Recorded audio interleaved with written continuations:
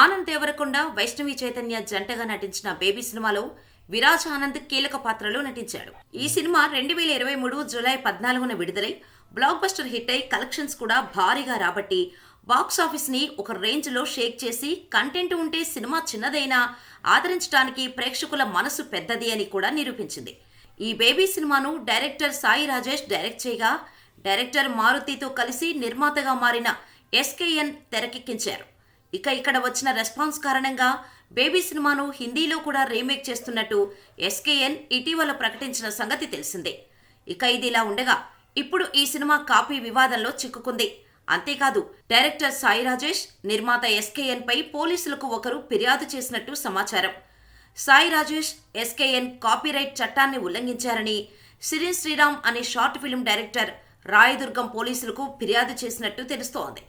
ప్రేమించొద్దు అనే టైటిల్తో స్టోరీ చెప్పానని అన్నారు. నిజానికి 2013లో ఒక సినిమాకి సినిమాటోగ్రాఫర్గా పనిచేయాలని సాయి రాజేష్ తనను కోరినట్టు తెలిపాడు.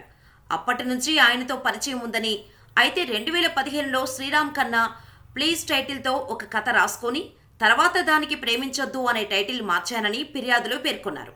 ఇదే కథ సాయి రాజేష్కు చెబితే బాగుందని చెప్పి ఎస్కేఎన్కు కథను వినిపించమన్నారు. ఆ తర్వాత నాకు ఏమాత్రం చెప్పకుండా 2023లో సాయి రాజేష్ తన కథతో అదే నిర్మాతతో బేబీ సినిమా తీసినట్టు పేర్కొన్నారు.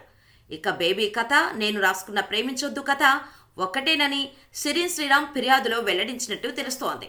అయితే ఇందులో నిజమెంత అనేది క్లారిటీ రావాల్సి ఉంది. ఎందుకంటే సినిమా రిలీజ్ అయి ఏడాది పూర్తి కావస్తూ ఇప్పుడు హిందీలో రీమేక్ రెడీ అవుతున్న తరుణంలో ఫిర్యాదు చేయడం కొంచెం అనుమానాస్పదంగానే ఉంది.